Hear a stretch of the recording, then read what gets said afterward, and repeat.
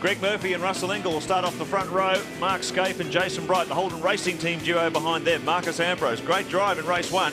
Can he pounce in race 2? Paul Morris alongside him. Jason Bargwanna and Stephen Johnson in 8th place. Positions 9 and 10, Larkham and Tander. Then you've got Todd Kelly and Ellery, Anthony Tratt and Cameron McLean, 15th and 16th, The Rat and John Faulkner.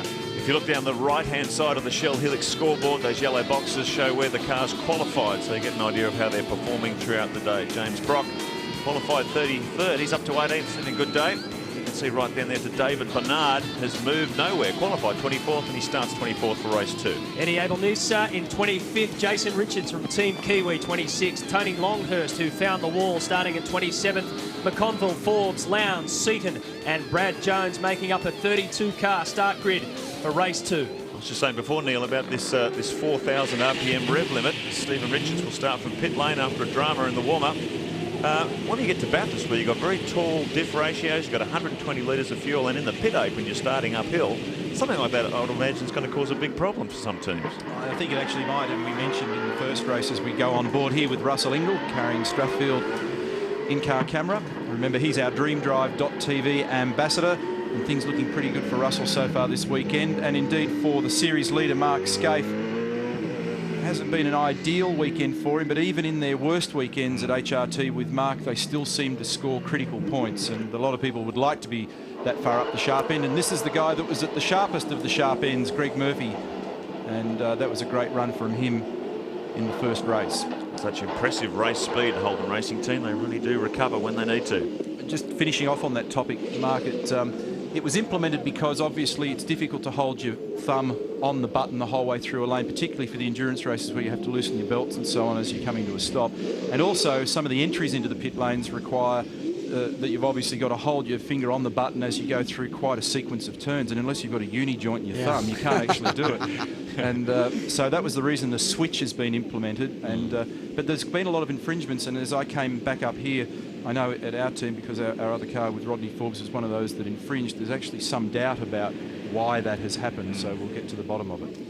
Do you know, it was amazing that you remember the car of Todd Kelly's with that whacking great dent in the body. It didn't damage anything inside. Amazing, isn't it? Incredible. The question is, can we get through this one without a red flag? A red flag, of course, stopped us at Queensland 500. It stopped us just a lap or two short in race 1 here.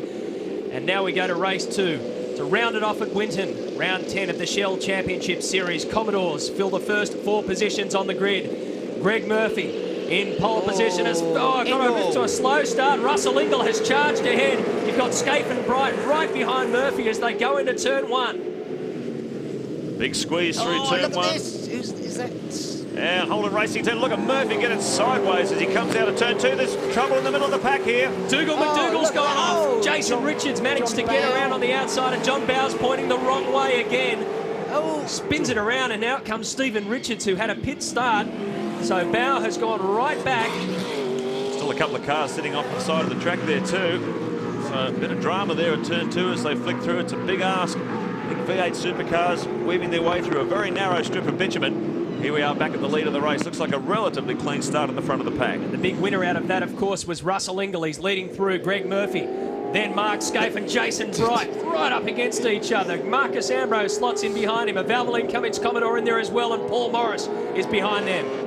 Plenty of push and shove here from the Holden Racing Team duo. See Mark Scaife just sniffing up the inside of Jason Bright there in turn 9. He wants to get a move on every position critical here with Marcus Ambrose absolutely giving him everything behind in the Pertec Falcon. Great shot from the cherry picker there as the field worked their way up toward turns 11 and 12.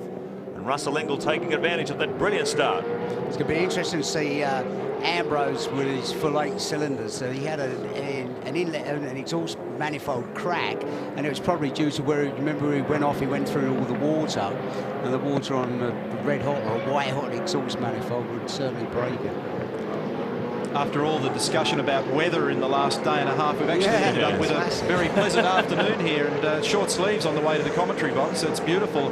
So hopefully everybody will stay on board, stay on the black stuff. Here's the replay, the Shell Helix replay of the start, and that's looking sideways from Russell Ingall's Castrol Commodore as he takes his preferred racing line into turn 1. There's Murph up on the outside of him, Jason Bright and Mark Scaife. And here's the nonsense through turn 2. Well, David Bernard went off there as well. So Dougal McDougall, David Bernard and John Bow all caught in trouble. Jason Richards, who's just made a mastery of getting around trouble here, has got out of it again. John Faulkner may have come into contact with the back of McDougall's car. I don't know, there was a lot of people leaning on each other. Pretty hectic moment there. Well, Craig's a long way back. So the order at the moment: Russell Ingall, Greg Murphy, Jason Bright and Mark Scaife. Marcus Ambrose in behind the Holden Racing Team cars. Then it's Bargwana, Morris, Garth Tander. The 2 Valvoline Cummins cars in the top 10. Stephen Johnson and Mark Larkham up in 10. Russell had a 1.2 second margin as we go on board with Mark Scaife at the end of the standing lap. And just, you mentioned the subject of Craig there a moment ago, and he actually had an electrical problem. Okay, Holden Racing Team giving Mark Scaife the order to pit this lap. Pit window is open now, so Scaife's going to come in really early. It's a strategy that worked very well for the team in race 1. They're going to go for a repeat dose in race 2. Well, he's tucked up behind his teammate Jason Bright, and there's not a lot of benefit in actually staying there at the moment, which is, I'm sure, why they've decided to pull him in now, make the stop, get that out of the way, and see whether they can slot him into the race in a different position, maybe with some clear air. Yeah, because basically if he's going to have a sort of a big lunge to get past Brighty, then it's danger that's unnecessary. That's right, exactly. And they're both obviously very strong in the championship at the moment. It looks like Mark's got a whisker more pace in a couple of places, although there's a bit of a elastic band effect, very obvious there. But I think that it's probably quite a good call. Oh, Bright did a good job, didn't he? He was 24th on the grid. Absolutely. Taking a look back as Jason Bargwana and Paul Morris get all tangled up as we take a look out the back door of the Pertec Falcon of Marcus Ambrose. Russell Ingall, Mark Scaife, the fastest man so far on lap 2, a 1:24.61. So he's just boxed in behind his teammate as we heard the team orders. We'll get a slightly truer indication of everybody's potential in this race because they've actually had a race to rehearse. There's now... Your button, mate. In all the time. There he goes, getting a reminder from Robbie Starr, his chief engineer, to hold that button in all the time. Russell Ingall as well. But Ingall's gone early. And this will be an interesting battle between the pit crews. So Ingall's in. Mark Scaife continues under the 40km/h speed limit right down to the Holden Racing Team pit, which is at the end of pit lane. The Ingall's crew, well drilled. You can see the time the pit stop is taking on the Monroe pit stop clock, 12 seconds. Really close crossover with the Gibson Motorsport car, bringing Lowndes in early as well. So Murphy now leads, and Mark Scaife. Gee, that would have just put paid to a great weekend for Craig Lowndes, wouldn't it? That close shave there with Russell Ingall. Yeah, just to quickly tidy up what I was blattering around there before, trying to say he had an electrical problem in that other race and it just shut down going into the sweeper and he ended up just off the road. Look at that, Russell Ingall did beat Mark Scaife out. So good work by the Castrol team. What a weekend for Russell Ingall. Rain, hail or shine, he's managed to be at the front end all the way. Of course, pole position, his first one in the Shell Championship Series, second in race 1, and he's right on the pace again in race 2, but only across the early laps. Relative to Russell, Mark probably didn't lose anything, didn't gain anything. So in other words, they've both done a similar in and out lap, and they've done a similar stationary time. In race 1, Murph's lot must have done an amazing stop. Yes. Because he wasn't anywhere, and then all of a sudden he was in front. Jason Bright. Jason Bright's come in now as they clear the pit for Mark Scaife. So Russell Ingall is rejoined in front of Scaife, and as these stops start to unfold, we find that Ingall should be at the front of the pack, barring any mishap. Ambrose is quickest, 24.5. Look how hard Murphy's pushing there. A little bit of opposite lock under power as he guides the car out of turn 2. He's really pushing hard now. Well, that was his fastest lap to date. 1:24.51 for Ambrose, the fastest lap of the race so far. That was on lap 4. Murphy pushing hard. Just had a word to Rob Crawford, team boss at Kmart Racing. He says they're going to leave Murph out for around about 2 laps. The hope is that in the clear air and the clear track, he'll make more ground. Hopefully, if they can complete a quick stop like the last race, we'll keep him in the lead. Yeah, it'll be something to see. It must have been a sensational stop in race 1 for the Kmart squad. And there's Murphy, so he'll be out there for a couple more laps. 29-year-old Kiwi at third placing in 3 rounds here. This is Rodney Forbes coming on the outside, and looks like Larry Perkins squeezed on the inside. Bit of contact as they go through, and Bradley Jones also caught along that train there.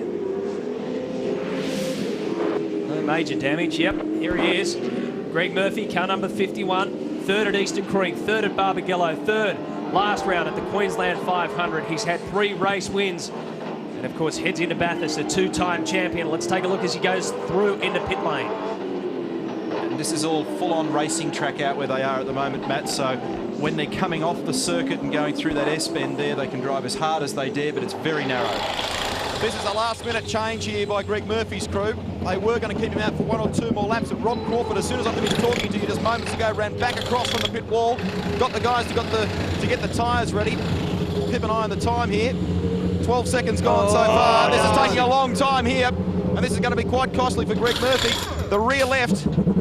Very costly indeed. And slow to get out of pit lane too. 21.5 there, Rusty, on the Munro pit stop clock, and Russell Ingall got in and out in 12 seconds flat. That'll be very costly for him, and the reason that Rob would have changed his strategy is that Ambrose was making good pace at the time. When there's a net loss situation, when you're out in the track, you've just got to come in and then take the stop. Otherwise, it'll just keep degrading. So they're keeping Ambrose out again. Tander in second, Larkham in third. If you look down through the cars that are coming up behind him, Russell Ingall is the first on the track who's made his compulsory stop. He's back in 13th with Mark Scaife behind him. So when all these guys have made their compulsory stops, looks like Russell Ingall and Mark Scaife will be spat out on top of the queue. And that's what the P in the blue box on your Shell Helix race score signifies, that they have completed their compulsory pit stop. We can tell you that car number 54 of Tony Longhurst hasn't started race 2. So 31 cars started race 2. Longhurst, of course, involved in a fairly big crash as Marcus Ambrose comes in. Mark Larkham's coming in as well. So Ambrose peeling off. Garth Tander now takes over the lead of the race, but it won't be long before he comes in as well, I'd imagine. Marcus Ambrose coming in. What we are looking for is around a 10-second stop. So far, DJR have been one of the quickest this weekend. They have to match it if he has any chance of getting back out in front. They have a lot to make up for after the Queensland 500, and it starts right here, but it is a slightly slower stop. 13.3 to be exact. Notice the lights in the top of the steering wheel there. That's indicating that the pit. I imagine that they've got something arranged so that he gets an indication that his pit lane speed limiter is on. Yep. Comes out just behind the Kmart car. Here's race leader Garth Tander. Lap 7 of 32. And Russell Ingall continues his march up the leaderboard. He's up to 10th now. First of the cars to make its compulsory pit stop. And as we saw, when teams get out there and try and punch some fast laps out in clean air, there's not enough time advantage to be made up in the distance that's available. Garth Tander won a race here last year at Winton in 2000 as his teammate Jason Bargwanna won the round overall. In fact, Bargwanna is now going for a triple treat. He's won the last 2 rounds here, and Garth Tander, Valvoline Cummins Commodore, finished 10th in race 1. And of course, this is one of his test tracks, the designated test track. So heading into Bathurst, this is a vital time for Tander and Bargwanna to try and get some confidence up after a pretty lean year. The defending Bathurst champions, this is the right time of year to be peaking for them. Well, Ambrose has just broke the lap record. Just knocked 0.3 of a second off of it. I guess Todd Kelly, I think. Oh, is it? Oh, beg your pardon. 1:23.78. Incredible. So Todd Kelly. The record was held by Russell at a 24 flat, which he did in May '97. Just an incredible time when you consider how things have changed in terms of the tyres that are available for the cars. But that's amazing how much quicker he's gone than anybody else. 23.7. I haven't seen a 23 all day. No 23s. So Tander continues to lead. Cameron McLean in second. Anthony Tratt in third. Perkins, Jones, Bernard, Jason Richards, I should say. Eddie Abel-Nisa, James Brock. Russell Ingall is in 10th, and he's moving his way up the order board. And he will continue to move up as these compulsory stops unfold in front of him. He's got Mark Scaife behind him, the next best placed of the compulsory stoppers. Jason Bright, his teammate, just behind him. It's going to be interesting to see whether Garth Tander's strategy pays off. Up the inside, his favourite passing manoeuvre. They should call that Ambrose corner. Turn 7. Well, that's about the 5th takeover manoeuvre he's made right there throughout race 1 and race 2, and he's certainly put it on Todd Kelly there. So Marcus Ambrose now has clear road in front of him. Of course, this is round 10 of the Shell Championship Series. Round 11 is the big one. It's Bathurst, the V8 Supercar 1000 at Bathurst, and that's where we're headed next up in about a month's time. Look at that, John Bowe has now set the fastest lap of 1:23.77, just outside that lap record set by Todd Kelly earlier on in the race. So The V8 Supercar website, v8supercar.com.au. That's your official website of the Shell Championship Series. You can get all your latest info, all the details, driver profiles, just about anything you need. Make sure you check it out. It's going to be interesting to see whether this gamble by Garth Tander pays off. We're just doing our sums. He's about 40 seconds in front of that battle between Marcus Ambrose and Todd Kelly. Ambrose has got through, so you'd suspect that he's going to come out somewhere about there in the queue, which would be a net gain because he started 10th. If he bolts his way up into the top 5 as a result of that strategy, that's good work. Just to further explain that lap record situation, Bow has only just shaved hundreds and thousands of seconds off the time that Kelly did, so the two of them are almost equal lap record holders in a sense, but they've both gone very quick in this afternoon race. Tander, Cameron McLean, Larry Perkins, Brad Jones. This is the battle, the effective battle for the lead. Russell Ingall, Mark Scaife, Jason Bright. They're running 6th, 7th and 8th on the road. By the time those cars in front pit, this will be 1st, 2nd and 3rd. So this is the battle to watch.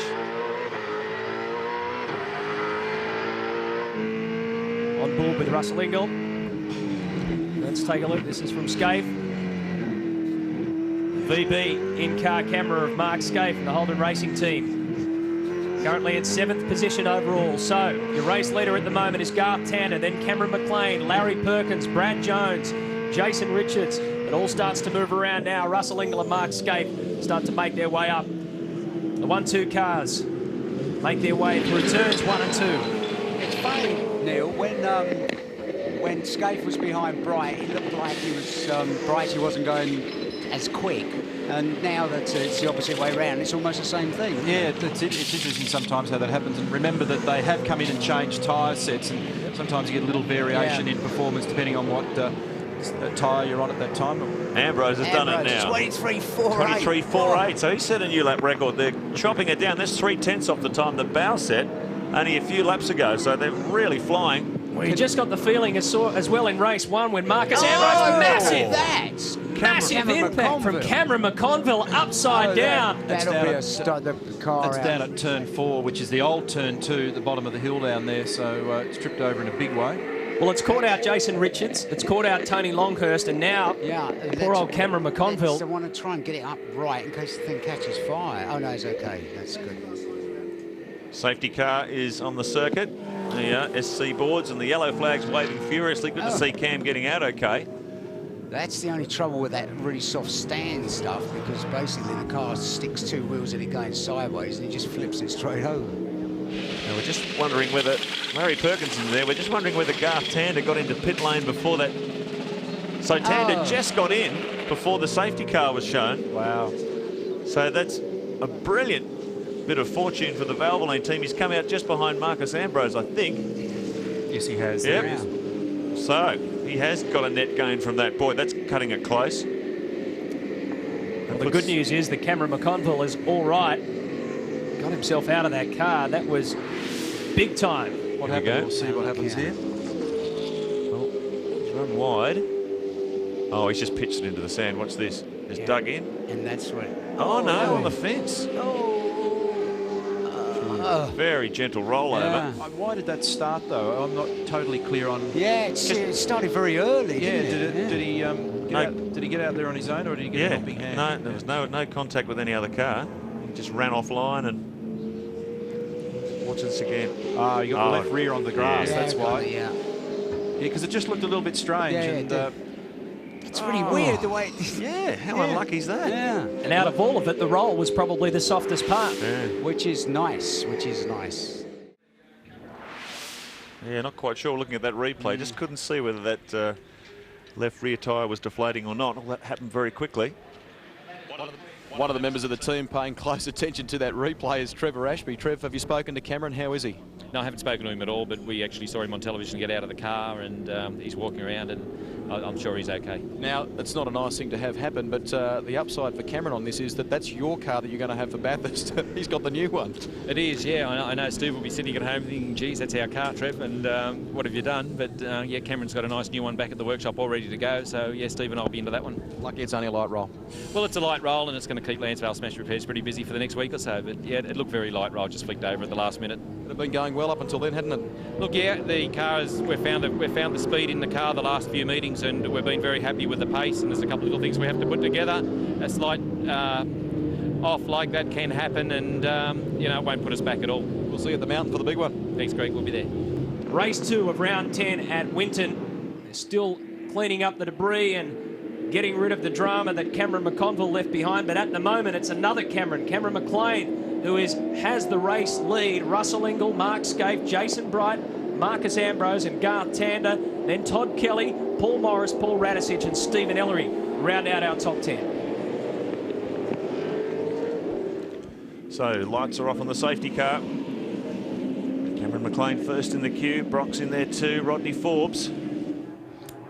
Get back to green flag racing conditions this time around. And Russell Ingall should assume the lead. Lap 17 of 32. Keep in mind the window closes for that compulsory stop on lap 23. So I'd imagine Cameron McLean will be in pretty soon. Back onto pit straight. Still under yellow flag conditions. No overtaking till they cross the start-finish line. And here they go. It's certainly a disaster for McLean because once the field compresses like that, it's pretty much all over, and you can just get so easily trapped. Rodney Forbes out wide. I think he just got out of the way of Ingall. By the looks of it. Down through 1, 2, down toward turn 3. Cameron McLean, race leader, did a great job in the top 10 shootout. Take 5th fastest in the Paragon Motorsports car. The car really has been flying this weekend. And he's leading this one, but not for long. Got the compulsory pit stop to come. Brock sitting in behind him. There's Russell Ingall. 2 Holden Racing Team cars, the Pertec Ford. Garth Tander in there as well. So a bit of position changing. Kmart car on the Super Cheap Autos machine going door to door through this tight complex. Turn 7, 8 and 9 round the Gumtree. Here they are. Russell Ingall, lights on. Mark Scaife's car. Jason Bright, Marcus Ambrose, Garth Tander. It's going to be a real sprint to the finish. It's going to be really interesting to see which cars look after the tyres the best, or which cars have looked after the tyres the best so far. Hard under brakes up toward turn 11, turn 12. It should be a Brahma the rest of this, shouldn't it? It should be really good. It should be very good because the cars have been compressed by the safety car, and there's still quite a lot of racing to go. So there's Ingall, Scaife, Bright. I think McLean must have peeled off there. Yep. Nowhere in sight. So this is effectively our race leader. All the compulsory stops out of the way. Russell Ingall, Mark Scaife, Jason Bright, Marcus Ambrose, Garth Tander. It's a high-speed, high-horsepower train. This battle for the lead around this tight, twisty turns of Winton Motor Raceway. Russell Ingall, lights on. Same too with Mark Scaife. They weave their way through the slower traffic. It helps the slower cars grab their attention. Now they're coming up toward turn 7 once again. So everyone's single file at the moment. Wonder if there's going to be any desperate moves toward the end of this one. Looks like Mark Scaife's got good pace going here, and you know, if anything, he's clawed a bit of road back from Russell, and has a look up the inside at turn 9, coming onto what was the old back straight here. Russell and Mark Scaife and Jason Bright, all well poised in the Shell Championship Series points chase. Ingall was 262 behind Scaife coming into this round. He's taken 18 off him as a result of that pole position. Strathfield in-car camera takes you right into the heart of this battle. Marcus Ambrose just behind the Holdens. Garth Tander behind him, Todd Kelly, Paul Morris, Paul Radisich moving his way up in the Shell Ford. Greg Murphy trying to recover from that slow stop. He's up to 9th now. Stephen Ellery rounds out the top 10. On-board telemetry with Russell Ingall, road speed on the left-hand side of your screen, engine revolutions on the right, gear position indicator in the middle, and that red light indicates when he's on and off the brake pedal. 20 laps done out of 32 now as we're on board with Russell Ingall. We might just have a listen as he's being swamped by Mark Scaife behind him.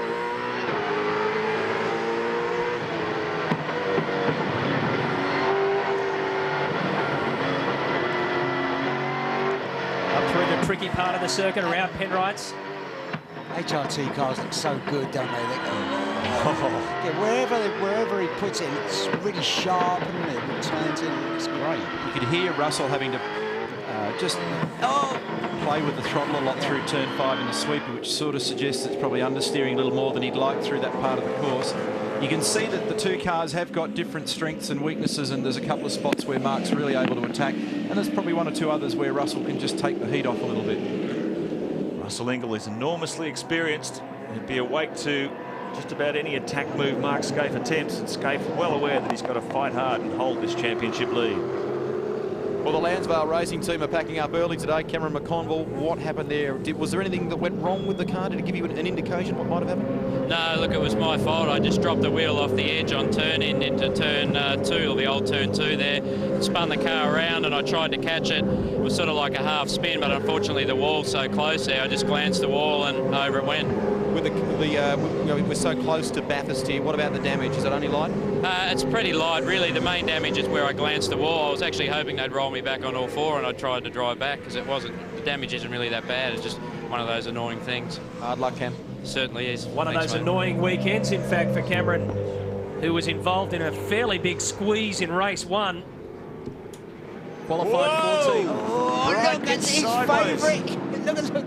Brighty got it all wrong there. There was contact between those two cars. He just got a little bit sideways under brakes into turn 7. I think Jason Bright might have lost something off his car there. Something red definitely flew off the side of the track. Oh, look! Where Collision. does he go? Looks like he's taken out Garth Tander. Definitely has. So, all sorts of drama there. Up the top part of the circuit, Garth Tander has paid a heavy price. Jason Bright, little tap just at the critical part of the turn. He's going to struggle. Oh, dear. And Gary Rogers, team manager of the Valvoline Cummins team. Tander's doing everything he can to try and get out of that bog. Looks as though he's got some traction now. It's not easy. Oh, contact. Todd Kelly. Todd Kelly's got damage on the front of the Kmart Commodore, so there's been plenty of fisticuffs going on that restart. There's a lengthy time under the safety car, and that could cut a tyre. Well, Gary Rogers, not the best of news right now. He was in 5th position and only just spun. Yes, Grant, obviously while I was talking to you, I didn't see it happen, but I've heard the report that he has. I'd say he and Kelly might have had a coming together game by the look of the smoke coming out of Kelly's car. You made one of the most impressive pit stop strategies to come in there just as Cameron tipped it over onto its lid. And a quick pit stop too, mind you, but he's just been pinged also for a speeding in pit lane. Yeah, obviously we fluked the pit change. That was just another fluke in our history. But with regards to the speeding in pit lane, to be quite honest, I don't know. We've asked Garth. He said he had the regulator on the whole time. And the distance from where the pit is to the pit entry, like once to rejoin the track from where we are, I'd be surprised if you could get to 40 kilometres an hour. But anyway, as it's turned out, that's really hypothetical now. I'd like Eric. Thanks, Grant. Yeah, double whammy. He gets taken out of the race, then he has to serve a stop-go. So that's really damaged his position. He was having a most competitive run here after a very difficult season for the Valvoline Cummins team. They certainly seem to have lost their way, lost their technical edge, certainly the one they displayed last year. It's been a bit up and down, but here on their home test track, they were looking pretty strong. Meanwhile, we're on board with Greg Murphy as he tries to climb his way back through the field. He's up behind Paul Radisich. This is the battle for 6th. Paul was right to the right-hand side of the road then, and Murph went with him, and there was just a tiny little bit of contact as they went down there into turn 11. I tell you, he's having a good run. Paul Wheel's up in 11th place in front of Seaton, Lowndes, Richards, Larkin, Perkins. Good go. As a result of that, here's this incident with Ambrose. You could just see Brighty got it wrong on the approach. Yeah. And now this is where all that red plastic went flying. I think it was Jason's driver's side mirror that got crunched. Have a look at this. And this is the incident a little bit further on when Bright tried to recover. Just enough of a nudge to turn around 34. He didn't really get in there, did he? And didn't help Paul Morris very much. Todd Kelly, that damage on the front of the car may have been a result of sneaking past Bright. Not sure. There was so much going on there. Inside 10 laps to go. Let's just recap your top 10 for you. Russell Ingall is our race leader. Mark Skaife, then Marcus Ambrose, Todd Kelly, Jason Bright, Radisich, Murphy, Morris in 8th, Stephen Ellery 9th, and Stephen Johnson in 10th position. It's amazing what one event can do. There was just that triggering incident where Jason Bright got locked up on the way up to turn 7. The rears just stopped on him, and he was trying to also make right lock as well, so it got it crossed up, and then it just triggered a whole series of things thereafter. I'm not sure whether... Look how close Marcus Ambrose is. He's right up behind Skaife now. Very tight battle for the top 3. Ambrose has set a new lap record. He's cut it under a game in his pursuit of this leading duo. So the Pertec Ford has tremendous race speed. It's been most impressive throughout the day. 23.4. Put him in contention for this race win. Now, if Scaife does manage to get past Ingle will still be the overall winner on the day. And you can be sure that Russell does not want that Holden Racing Team car to pass. I want to see Ambrose in his favourite double right round the back there. Well, Mark Scaife's pretty experienced. He knows all the tricks, and he'll be watching for that. Scaife has definitely got Ambrose covered on that, on Ambrose's favourite little double right there. Nervous moment. Whoa. Ambrose has got nothing to lose and everything to gain from this one, where the two cars in front of him are locked in a fierce battle for the Shell Championship Series crown. So Ambrose could be expected to do maybe something a little bit more desperate than the two cars in front of him. He's still got a number of laps in which to try a few things. Out onto the 400-metre straight, which leads up to turn 11. I'll just take a wide shot here and show you where everyone's placed on the track. There's the battle for the lead between those three cars. And a big gap back, something like 6.5 seconds. Back to Jason Bright, Todd Kelly soldering on the Kmart car. Paul Radisich has a sniff up the inside. Gets it. Todd Kelly, is he coming into the pits? No. He is. So Todd Kelly peeling off. Smoke pouring from the car. Maybe there's a terminal problem with that as a result of that damage. Not sure. He's pulled out of this one. So Radisich picks up another position as a result. Absorbing battle for the lead continues. Two Commodores and a Falcon. Remarkable to think that this is Marcus Ambrose's first drive at this track, and I can tell you that on the way here the other day, in his hire car, he just about lost the place. He couldn't find it.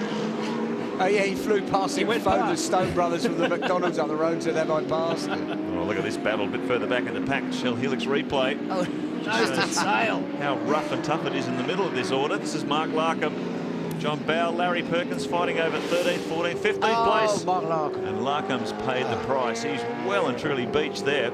It's like quicksand, that stuff. It just swallows up a 1,350 kilo V8 supercar. Oh boy, and that's over there, and that's over at turn safety 2 car again. city, isn't it? Really? Turn 4, the old turn 2 on Winton. Yep. So this is where Cameron Mcconville had that roll only a few laps ago. So it's catching so many cars this weekend. Caught out Tony Longhurst, caught out Jason Richards. Now it's got Mark Larkham in the sand and in the trap, and he's definitely not going to get out of that. Well, the car isn't anyway. Larry. A little bit of contact with Larry Perkins. Now look at this. He was lucky not to. Oh. Well, I'll tell you what, at least for Mark Larkham, he went in a different way to the other four cars that's gone there before him. He actually crisscrossed the track on that turn. This is coming out of turn 3. Now this is on the approach to turn 4. Watch this. Ding. Oh, Larry turned him around. Well, did he jump or was he pushed? Well, the answer was he was pushed. So in the kitty litter, Mark Larkham. So I would imagine we'd have to have a safety car, wouldn't we? Well, it's a pretty dangerous spot, Neil Crompton, don't you think? It is a dangerous spot, and the precedent, you know, has been set. Well, here's a surprise of the afternoon. They're going to give Larry Perkins a stop-go penalty. Well, they've said they've done it 3 or 4 times. They've had a safety car. Yeah, and so if they don't have one out now, then it's not going to make any sense at all, is it? No, clearly the car's in the same dangerous spot that we've seen the other cars, and we're winding down to the end of the race. And the conflict for the officials is they want to let the race continue in its own, you know, come to its own conclusion. But by the same token, if something's dangerous, it's dangerous, isn't it? Regardless of if there's only one lap or 2 laps to go, and we were closer to the end of the race. That's right. The previous race, so it's consistently inconsistent. You get a feeling that these two cars at the front very much have the Shell Championship Series situation in mind. Ray, Mark's doing a good job, mate. Keep it clean.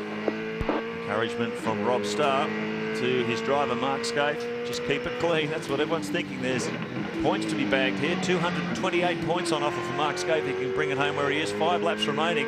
He's just under threat a little bit more from Marcus, and that's meant that he's just lost touch slightly. Oh, Bernard's turned Brad Jones around. There's all sorts of elbow to elbow stuff here. Here's another view.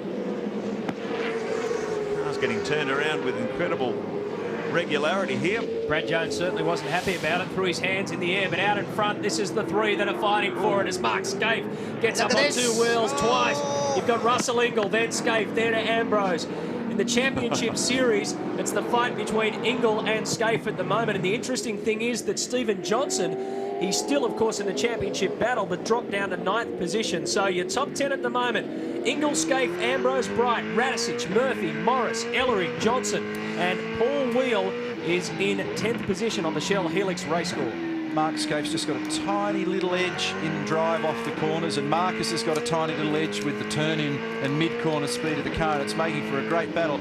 Mark Scaife's position in this is a difficult one. He's trying to maintain contact with Russell and stay a part of that battle, and at the same time not get steamrolled by Marcus. That makes for a lot of pressure for the driver. It continues lap after lap, this hard slog as we go the cherry picker shot high above Winton Raceway. And this is the battle it's been on from lap after lap after lap. Russell Ingle looking good in first. He can let Mark Scaife through and still win the day overall. Scaife in second, Ambrose in third.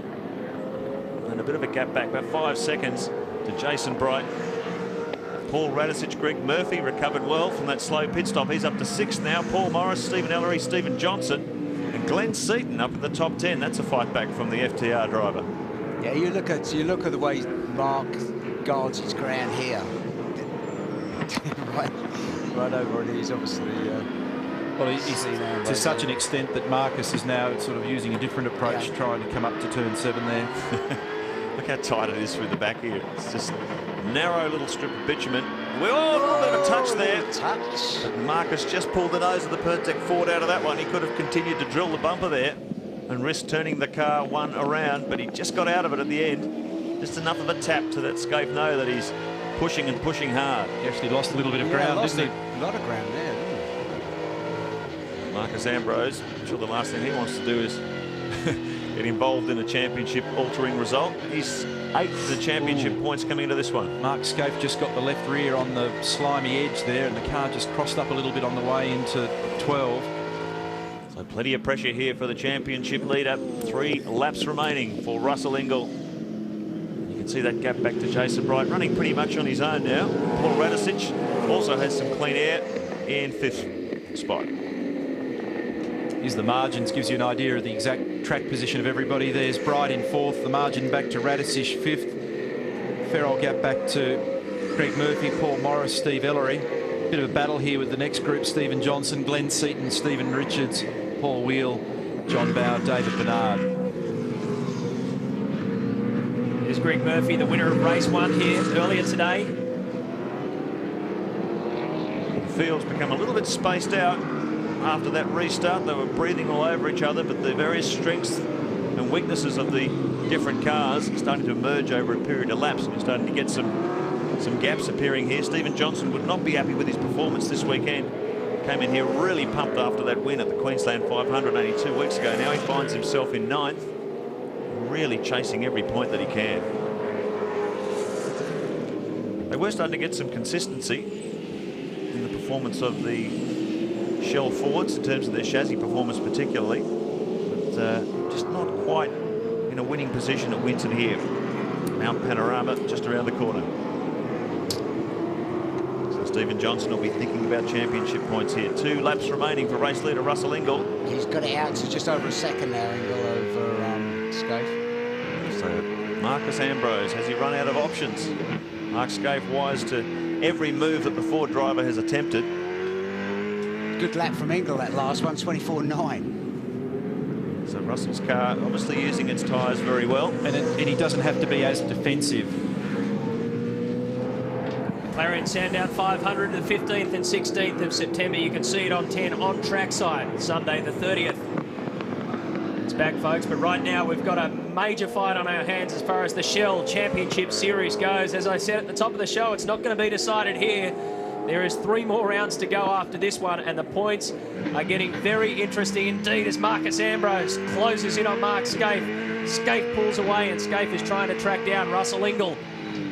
It's a shame that Marcus Ambrose had that mid-season slump, because he started the season in incredible form, showed a lot of speed, was well in contention in the top 5 of the point score, just with some mechanical problems and a few errors.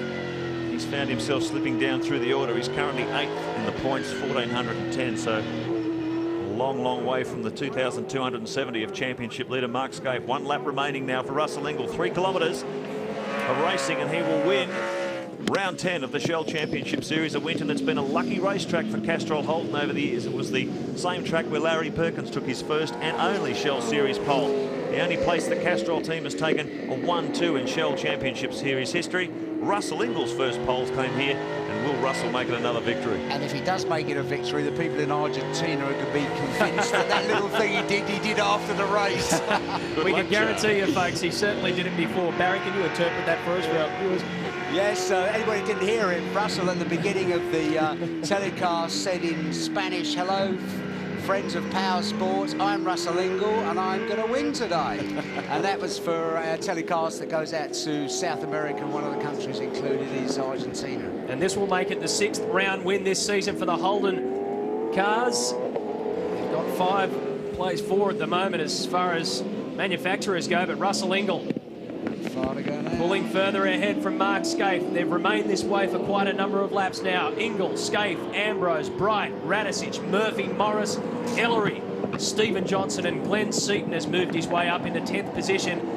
But as this one comes to a close, Russell Ingall has been holding his nerve. He broke through already here with his first pole position. He won at Winton 4 years ago, hasn't won since 1999, and the Enforcer takes out round 10 of the Shell Championship Series. Oh, look at that. The victory salute from Russell Ingall and the Castrol Commodore. Ingall first, Scaife second, Ambrose third. That's your podium. Bright, Radisich, Murphy, Morris, Ellery. Stephen Johnson comes across, and so too Glenn Seaton and Stephen Richards. That was a great race, wasn't it? I have to, today was brilliant racing, really good. So a second in race 1, a first in race 2, and the overall round victory goes to Russell Ingall. For the first time since 1999, the Castrol Perkins team are celebrating a round victory. Russell Ingall, the heartbreak of Queensland, has been more than made up for here. Mate, what a 3 weeks has been. I just can't believe it. Just fantastic. I mean, sort of makes up for a couple of weeks ago, but hey, we're still in with that championship, hey? We're giving it a big nudge, and I'll tell you, it was a hard race. What a weekend it's been for you in the sense that you took your first ever championship pole and you've got another round win under the belt, which is great. I wouldn't mind a few more of them, actually. No, look, what more could you ask for? The guys in that last stop just did an excellent stop, got us out in time, punched in a really good pit stop, and let's face it, it's much of theirs as it is mine. There's been lots of dramas in and around the track here this weekend. It was good to stay out of that. Oh, for sure. Look, this is one of the advantages of being up the pointy, and you keep out of all the trouble. And trouble tends to follow me here and there, but when I'm at the front, it's all right. So that little lesson in Spanish paid off today, didn't it? Yeah, absolutely. I wish I could remember the words. I'm that excited I can't even remember it. Well done, mate. Cheers, mate. Bye. Well, Greg Murphy, we thought it was going to be a battle of who had the widest elbows, but you've actually escaped quite well. There's no damage in your car and a great second place overall. Yeah, listen, I actually thought I was third too, so that's even better.